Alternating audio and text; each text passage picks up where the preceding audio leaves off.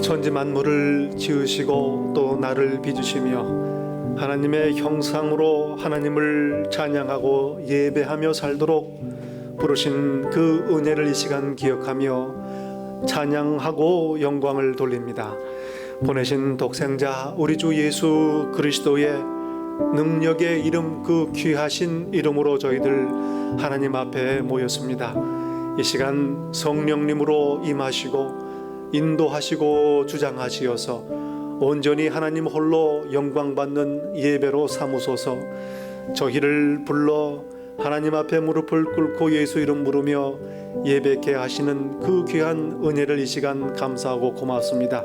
저희들 이 시간 우리의 가진 모든 것을 다하여 하나님을 예배할 때에 하나님 그 크신 이름이 높임을 받으시옵소서.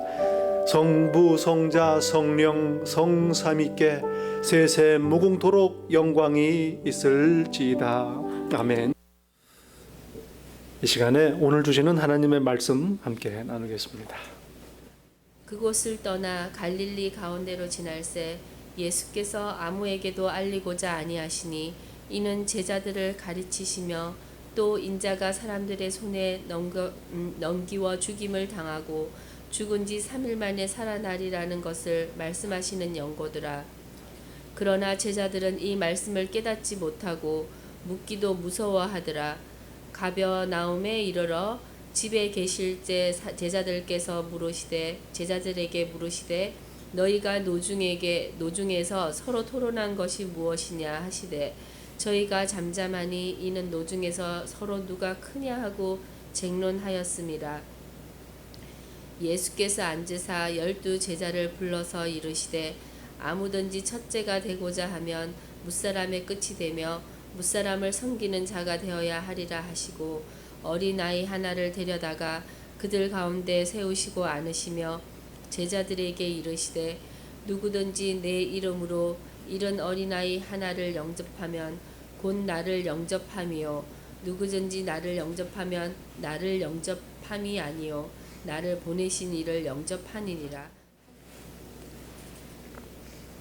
어느 높으신 분들이 본인들이 또 높다고 생각하는 분들인가 봐요.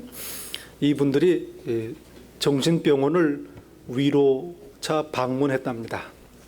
그래 병원 원장님이 환자들을 다 직원들을 모아놓고 환영을 대대적으로 했습니다.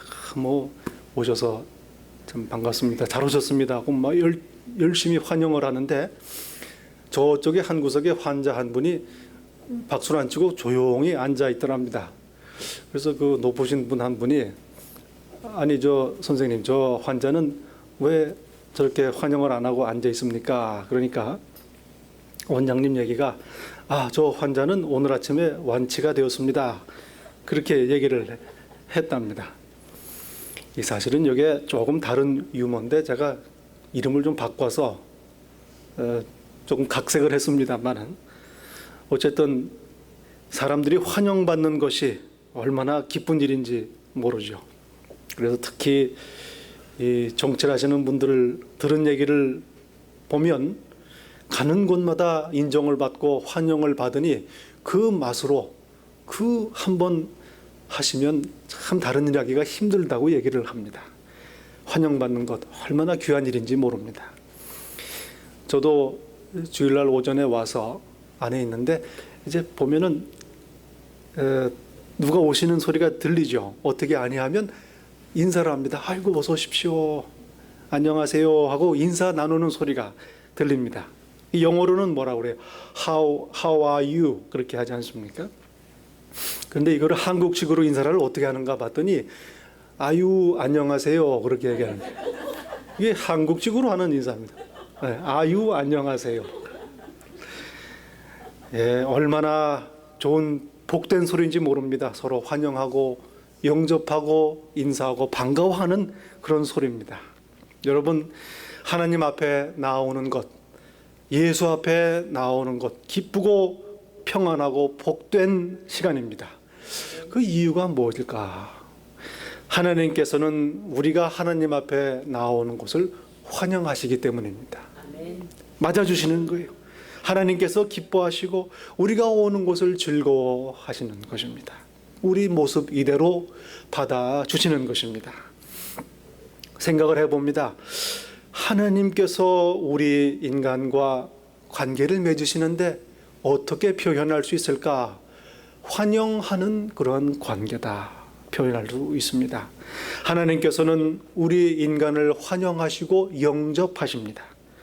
축복하시고 범죄치 않도록 경계하시고 가르치시고 또 범죄할 때에 용서하시고 회복시키시는, 우리를 영접하시고 환영하시는 하나님이시라는 말씀입니다.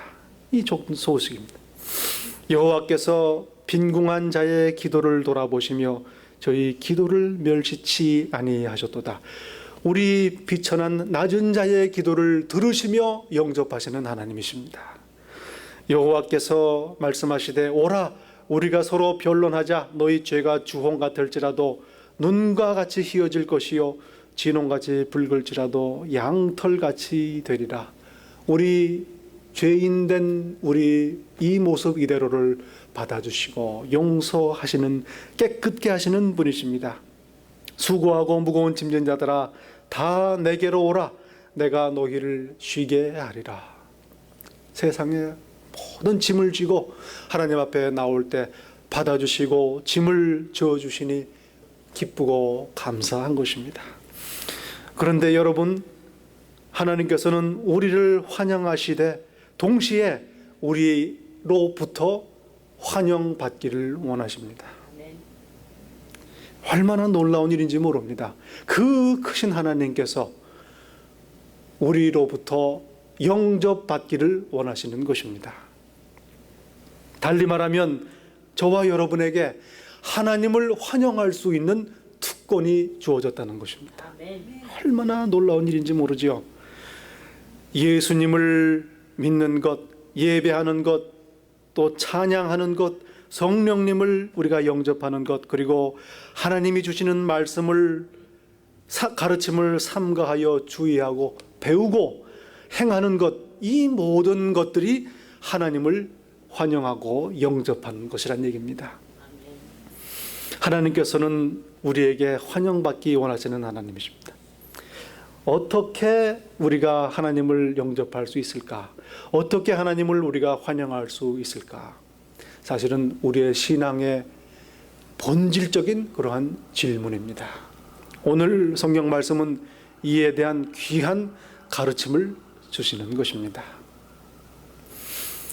어느 시골에, 이게 미국 유모인데요, 어느 결혼을 한 농부가 신부를 싣고 자기 마차를 타고 집으로 향했답니다. 이 마차가 말이 두 마리가 끄는 마차인데, 근데 그 시골 길을 가다가 말 한 마리가 돌을 밟아가지고 비틀렸습니다. 마차가 흔들려서 깜짝 놀랐어요. 그러니까 농부가 자, 한 번, 또 가다가 말이 두 번째 발을 헛디뎌서 비틀었습니다. 자, 두 번, 또 가다가 세 번째 말이 비틀거렸습니다. 그러자 농부가 아무 말도 없이 엽총을 꺼내가지고 말을 쏘았답니다. 이 유모입니다. 너무 심각하게. 그러니까 이 같이 있던 신부가 이걸 보고서는 놀래서 막 울기 시작했어요. 그러니까 농부가 자기 신부를 보더니 자, 한 번, 그렇게. 여러분, 3세번이라는 얘기가 있습니다. 3세판이라는 얘기. 예수님께서 제자들에게 그리스도에 대해서 가르치십니다.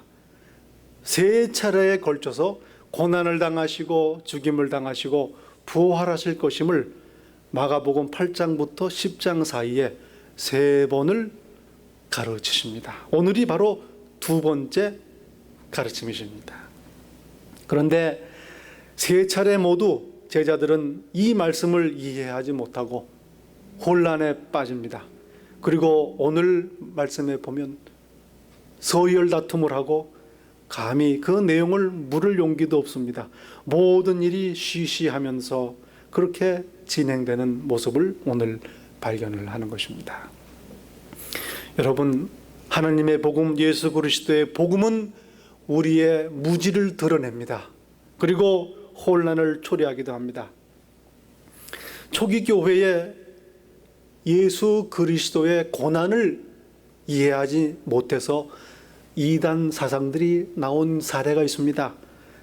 예수께서는 실제로 고난과 죽음을 당하시고 겪으신 것이 아니다.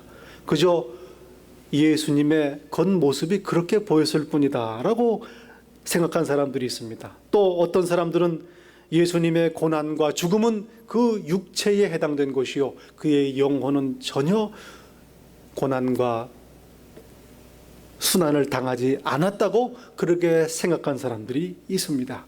그러나 오늘 예수께서 세 차례에 걸쳐서 가르쳐 주시는 그리스도의 참된 의미는 고난과 죽음의 그리스도라는 것입니다.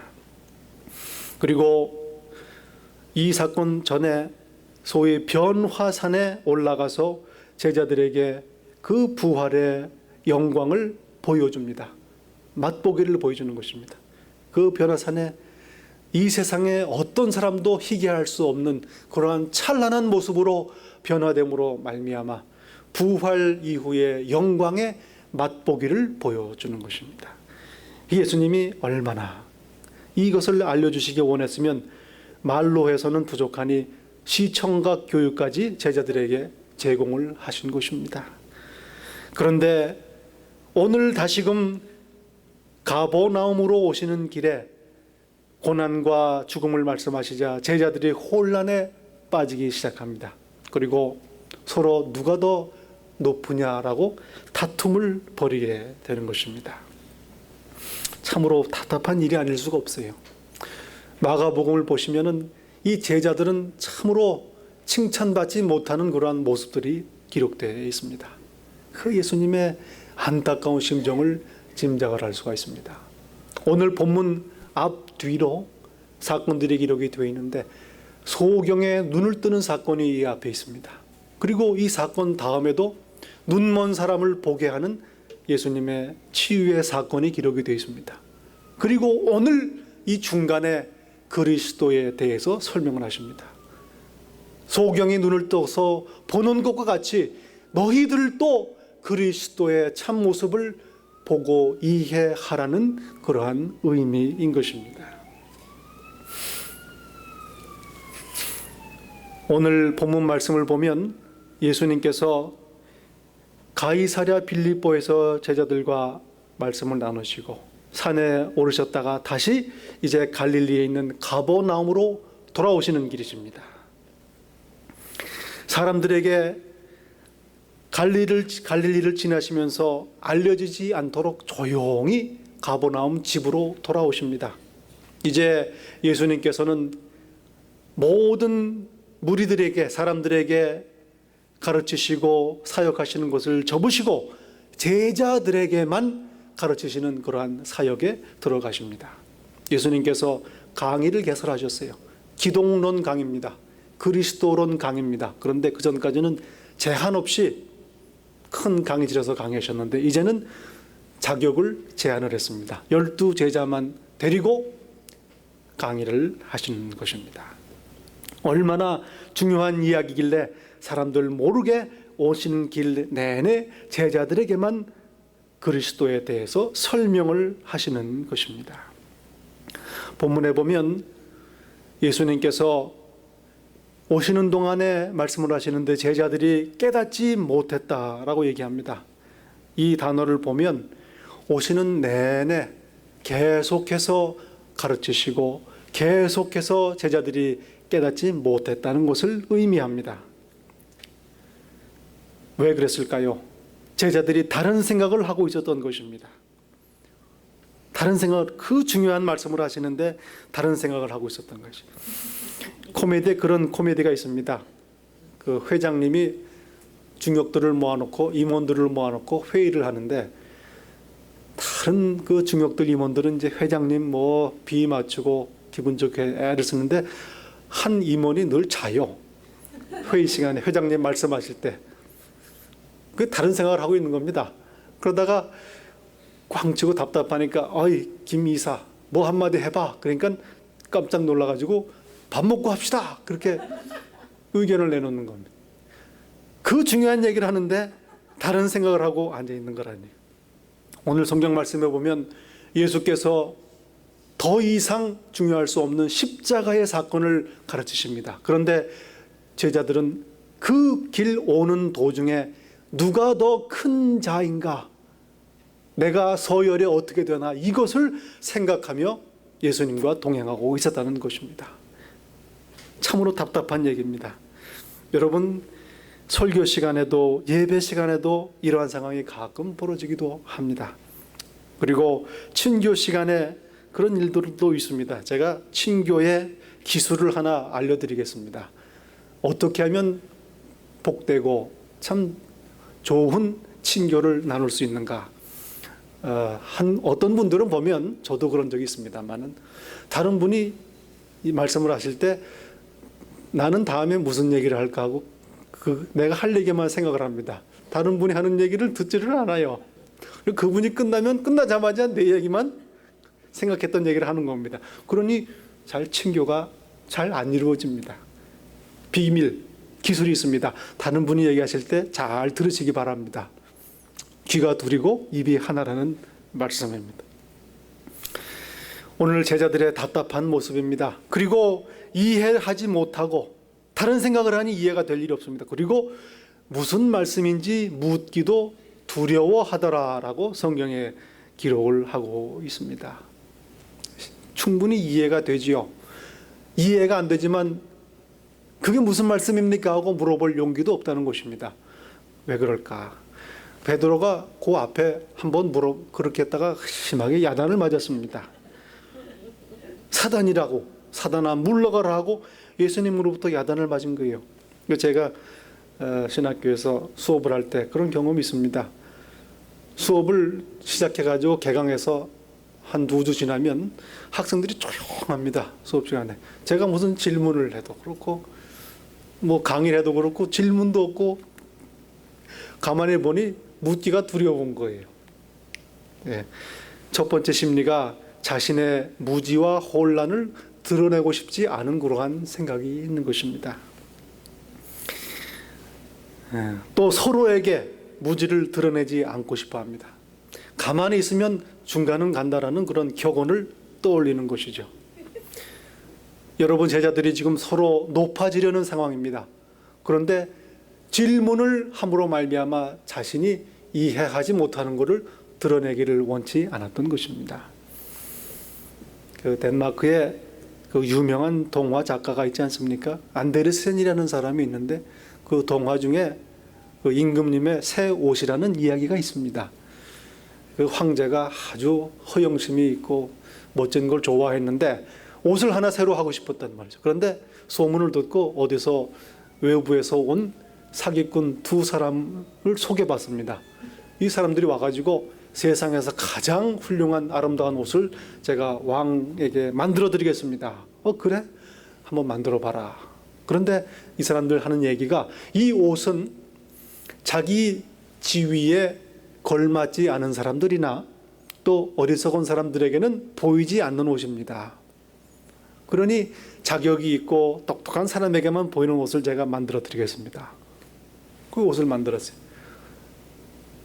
옷을 입고 속옷을 입고 그것을 걸치고 길거리에 나가서 행진을 하지 않습니까? 그러니 문제가 뭐냐면 신하들이 문제입니다. 신하들, 그 많은 신하들이 아무도 왕이 속옷만 입었다는 것을 얘기를 안 합니다. 질문을 했다가는 자격이 없는 사람이요 어리석은 사람이 될지도 모르는 상황이기 때문에 그렇습니다. 그런데 어린아이 하나가 길거리에서 임금님이 속옷만 입으셨네 하고 얘기하자 다른 사람들도 킥킥거리기 시작한다 하는 그런 얘기 아니겠습니까? 제자들이 예수님을 따라 가버나움으로 오는 길에 예수께서 하시고 싶은 말씀을 이해하지 못해도 그것을 질문할 용기조차 내지 못하는 그런 상황입니다. 그리고 또 한 가지는 사실을 회피하려는 마음이 있습니다. 여러분 그렇지 않습니까? 내가 알고 싶지 않은 사실이 있습니다. 그런데 그 사실을 자꾸만 확실하게 물어봤다가 정말 그게 사실이면 어떡하나 하는 두려움이 우리에게 있습니다. 아예 그럴 때는 아유 그거 뭐 캐지 말고 그냥 덮어두고 가자. 그런 심리가 우리에게 있는 것입니다. 이 제자들이 그러한 상황에 처해 있었던 것입니다. 예수께서 가버나움 집에 도착하셨습니다. 여러분 한번 짐작해 보십시오. 그 가이사랴 빌립보에서 가버나움 오는 길이 가까운 길이 아닙니다. 한참을 걸어와야 됩니다. 그런데 그 오는 길 내내 분위기를 한번 짐작해 볼 수가 있는 것입니다. 예수께서 뭐라고 그러시냐 하면 오는 길에 인자가 사람의 손에 넘기워 죽임을 당하고 그렇게 말씀하십니다. 여기서 넘긴다는 말은 배반을 당해서 넘겨짐을 당한다라는 얘기입니다. 그러니 제자들이 이 말을 듣고 얼마나 마음이 불편하겠습니까?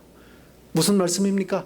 너희 중에 누군가가 나를 배반하여 넘겨줄 것이라는 말씀을 하십니다. 무슨 말인지도 모르겠고 마음도 무겁고 그러니 오는 길 내내 그 분위기를 짐작할 수가 있습니다. 아주 무거운 분위기 속에 가버나움에 도착한 것입니다. 예수님께서 다 아시지요? 눈치를 보시니 다 아십니다. 자리에 앉기도 전에 물어봅니다. 너희가 오는 도중에 뭘 그렇게 열심히 토론을 했느냐? 대답을 안 해요. 예수님께서 계속 물어보셔도 제자들이 대답을 하지 않습니다. 왜 대답을 안 하느냐? 기 오는 길에 누가 크냐라고 서로 다툼을 벌였기 때문입니다. 참으로 안타까운 상황입니다. 끝내 대답을 하지 않습니다. 수치심 때문에 생각해 보니 알거든요. 그 상황에서 누가 더 큰가 다툴 계제가 아닙니다.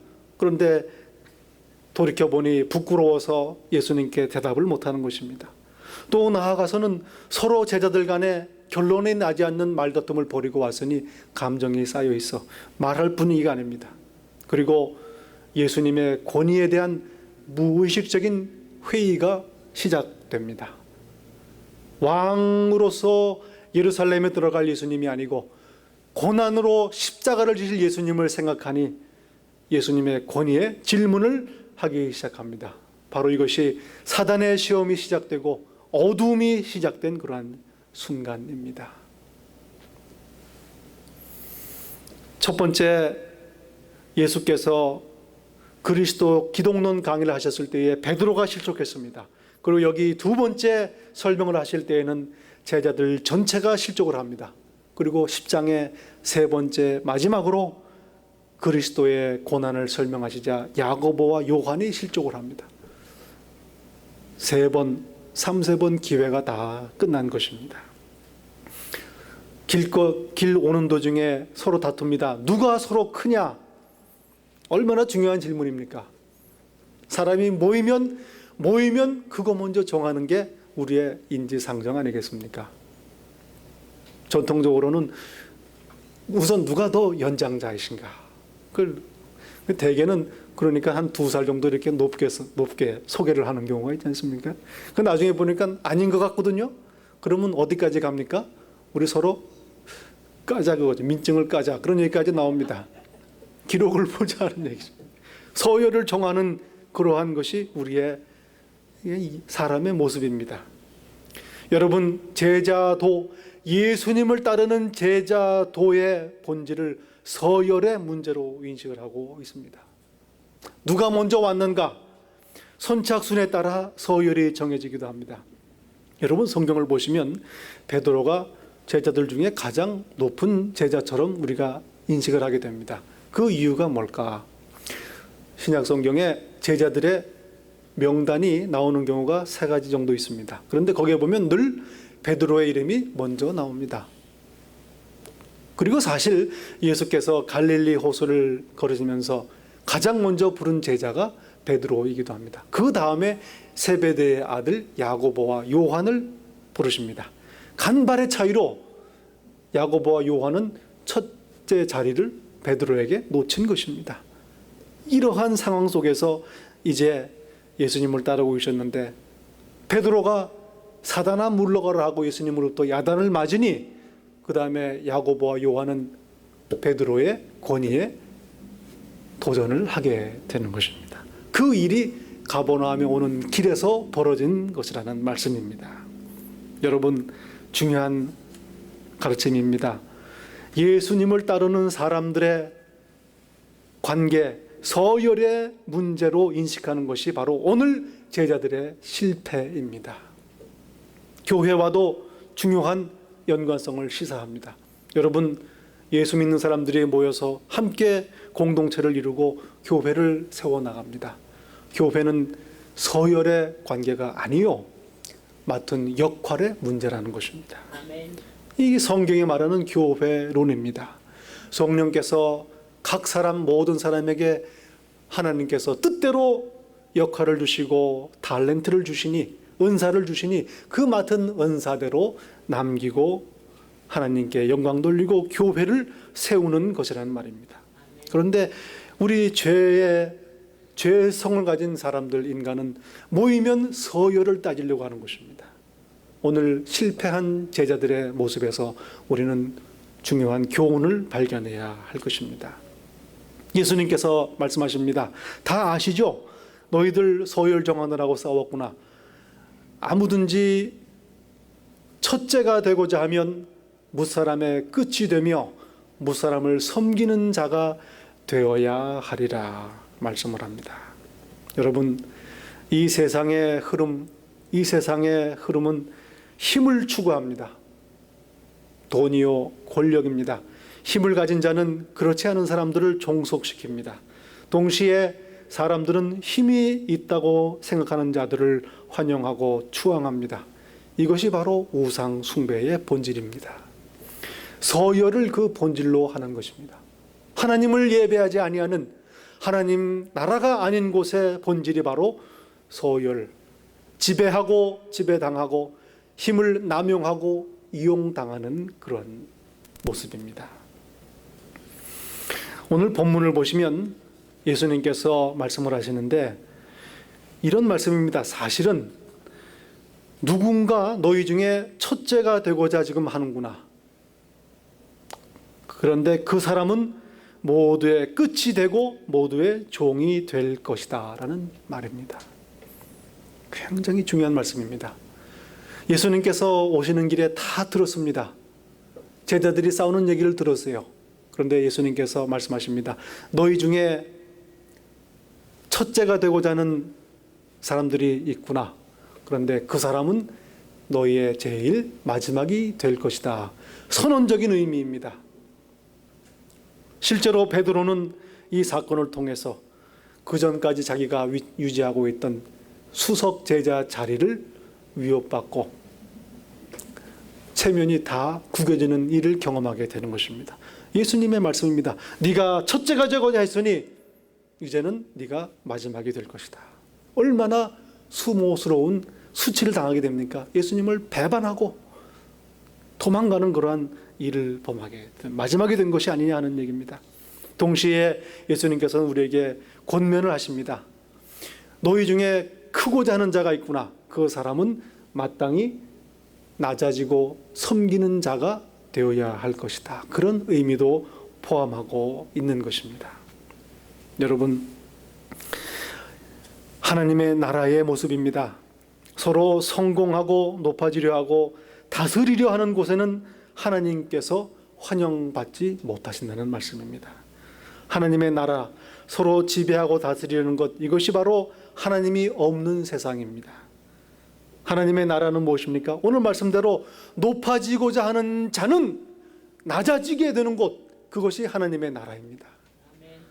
섬기는 자가 오히려 존경받고 대접받고 환영받는 곳, 반대로 높아지고자 하는 자가 제일 마지막이 되는 것이 하나님의 나라는 것입니다. 교회와 관련해서도 굉장히 시사하는 바가 큽니다. 성령께서 다스리시고 하나님이 다스리시는 나라 교회는 어떤 곳입니까? 높아지려고 하는 자는 성령의 역사심에 따라 낮아지게 되는 그러한 곳이 되어야 한다는 것입니다. 우리 세상을 한번 보십시오. 하나님 없는 세상, 이 광야와 같은 세상, 높아지고자 하는 자가 높아지는 곳이요, 섬기는 자가 멸시받고 천대받는 곳입니다.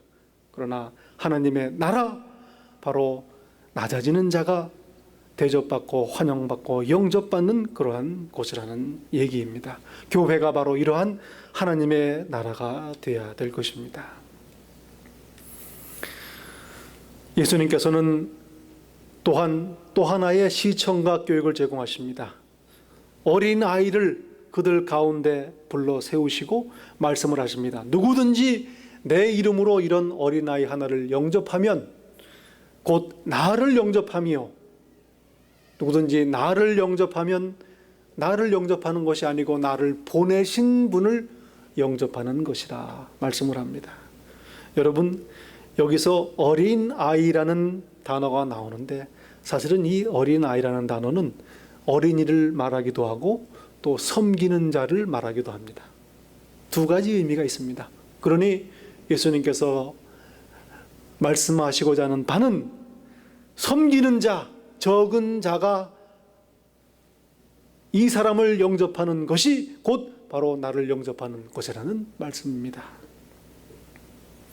어린아이를 얘기하시는 것이 아닙니다. 어린아이를 영접하는 자의 중요성을 말씀하시고 있는 것입니다. 여러분, 저희 교회, 예일교회, 섬기는 자, 적은 자, 낮아진 자, 이런 분들이 환영받고 영접받는 곳이 되어야 할 것입니다. 아멘. 성숙된 신앙이 무엇입니까? 하나님의 뜻을 받아들이고 환영하는 것, 하나님을 환영하는 것입니다. 삶의 모든 측면에서, 순간에서 하나님을 인정하고 환영하는 삶입니다. 그런데 오늘 예수께서는 다른 사람을 환영하는 것이 하나님을 영접하는 것이라고 말합니다. 성도의 교제와 관련해서 얼마나 중요한 것을 가르쳐 주시는지 모릅니다. 여러분, 그 전에 제가 그런 말씀을 좀 한 적이 있어요.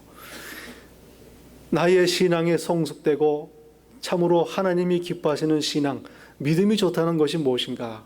여러 가지가 있지만 다른 사람을 만났을 때에 기쁘고 반갑고 즐겁고 그럴 때 이분의 신앙이 성숙한 신앙이 아닌가, 그렇게 생각을 합니다.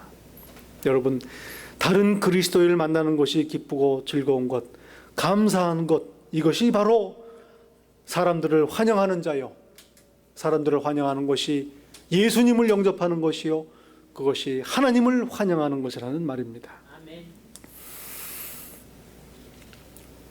예수님을 영접하는 것, 고난과 십자가의 그리스도를 영접하는 것입니다.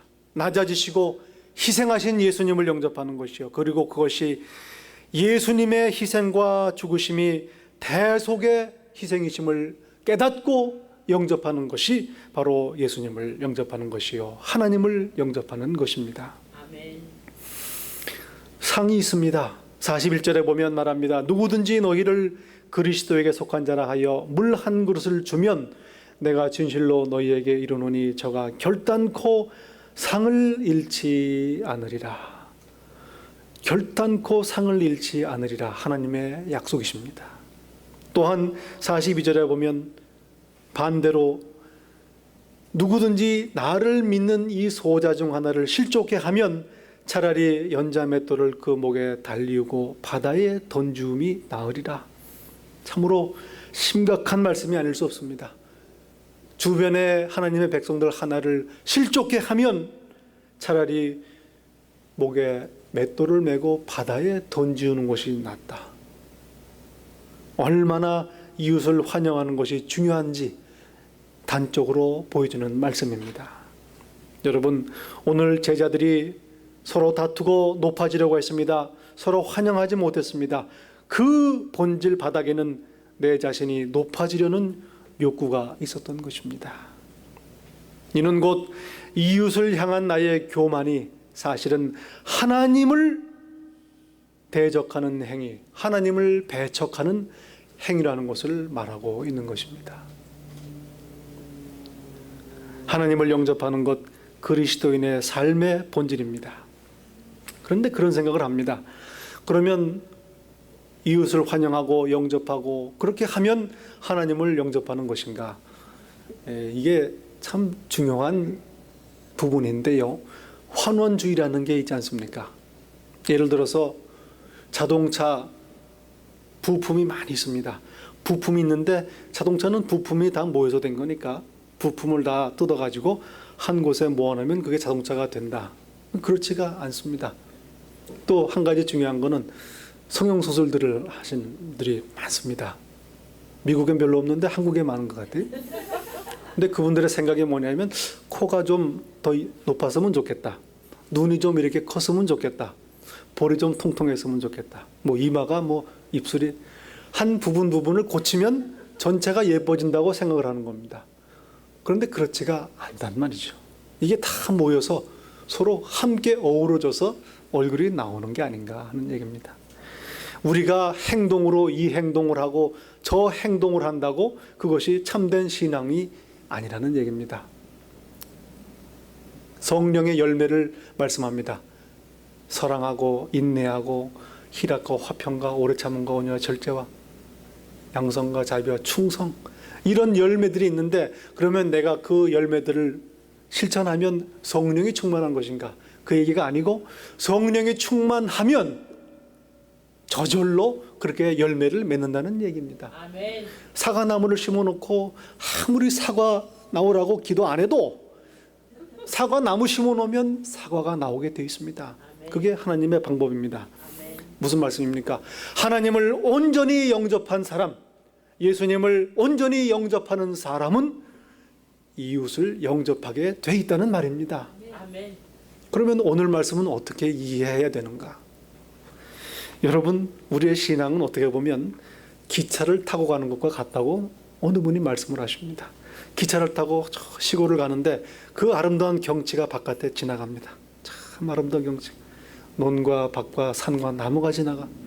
그런데 터널 속을 지나가게 되면 바깥이 어두워지지 않습니까? 그런데 그때 창문을 보면 바깥의 경치는 안 보이고 내 얼굴이 보입니다.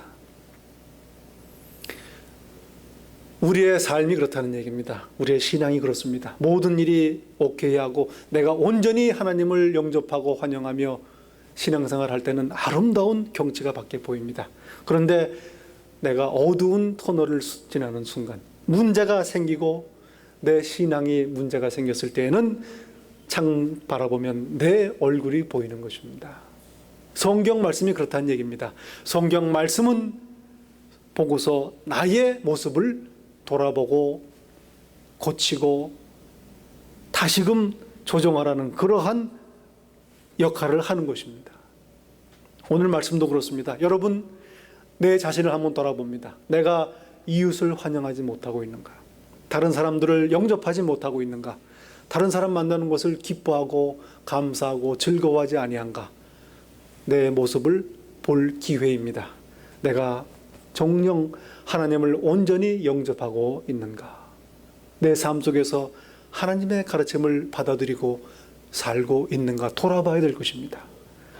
주위에 다른 분들을 환영하지 못하고 영접하지 못하는 분들이 있습니까?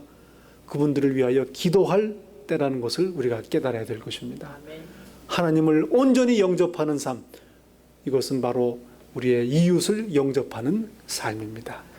스스로를 돌아보고 다른 사람을 위하여 기도할 수 있는 귀한 계기를 오늘 말씀을 통해서 가르쳐 주시는 것입니다. 여러분, 하나님 우리를 환영하십니다. 우리를 영접하십니다. 그러니 환영하는 것, 영접하는 것 하나님의 성품입니다. 하나님의 성품에 참여하는 자가 되기를 바랍니다. 그리고 하나님을 환영하는 그러한 삶을 살기를 바랍니다. 이것이 바로 예배하는 삶, 우리의 삶의 본질입니다. 예수께서 말씀하십니다. 누구든지 내 이름으로 이런 어린아이를 하나 영접하면 곧 나를 영접하며 누구든지 나를 영접하면 나를 보내신 이를 영접함이라. 같이 기도하겠습니다. 은혜가 풍성하신 하나님 아버지, 우리를 항상 찾아오시고 환영하시고 영접하시는 좋으신 하나님 아버지, 이 시간 당신께서 부르시고 영접하신 자녀들을 위하여 기도합니다. 우리 주 예수 그리스도의 귀한 이름으로 이 시간 기도하오니 하나님 들으시고 응답하시고 영광 받으시고 간증을 허락하소서. 사랑하시는 하나님 아버지, 한 분 한 분 주님께서 붙드시고 기억하시어서 이제 한 주간 동안 이 세상에서 살 때에 아버지 하나님의 말씀을 붙들고 예수 그리스도의 말씀을 붙들고 성령의 인도하심을 따라 삶으로 마음에 늘 평안과 감사와 기쁨이 충만케 하소서. 그리하여 그 육신과 영혼에 하나님 주시는 강건함이 넘치게 하시고 늘 기쁨과 평안을 누리게 허락하소서. 하나님 아버지, 이 시간 간구합니다. 하나님께서 허락하신 사랑하는 사람들, 가족들, 자녀들, 부부, 주변의 사람들 하나님께서 축복하시어서 서로 하나님의 사랑을 나누고 베풀며 하나님의 나라를 함께 누리도록 축복하소서. 하나님 위하여 서로 기도하게 하시고 함께 찬양하게 하시고 감사하게 하시고 그들을 늘 영접하며 환영하는 삶을 삶으로 말미암아 하나님을 삶에서 영접하도록 축복하소서. 허락하신 귀한 직장들을 인하여 이 시간 감사하고 기도합니다. 하나님께서 허락하셨사오니 하나님 붙드시고 인도하시어서 하나님 그 직장에서 형통케 하시고 늘 머리가 되게 하시고 하나님의 영광을 드러내게 하시고 감사와 찬양을 허락하소서. 그리하여 하나님 영광을 받으시옵소서. 이 어려운 때에 하나님 또한 하나님께서 한 분 한 분을 붙드시어 소망을 가지게 하시고 낙담치 않게 하시고 좌절치 않게 하시고 포기하지 않게 하시고 오로지 하나님의 예비하신 축복을 기다리며 고대하며 오늘을 믿음 안에서 승리하도록 은혜를 허락하소서. 하나님 허락하신 사업장들을 이 시간 기억하며 축복합니다. 하나님께 의지하게 하시고 맡기게 하시고 친히 지도하시고 경영하시어서 이루시는 하나님의 크심을 목격하게 하시고 경험하게 하시옵소서. 그리하여 간증과 영광을 드러내게 하시옵소서. 하나님 아버지, 이 시간 저희들 하나님 앞에 머리 숙여 기도할 때에 들으시는 하나님이심을 믿고 감사를 드립니다. 한 주간 동안을 하나님께 모두 맡기오니 성령님 저희 인도하시고 주장하시어서 오로지 하나님 한 분만을 의지하며 이 세상을 승리하도록 축복하소서. 감사하고 우리 주 예수 이름으로 기도하옵나이다. 아멘.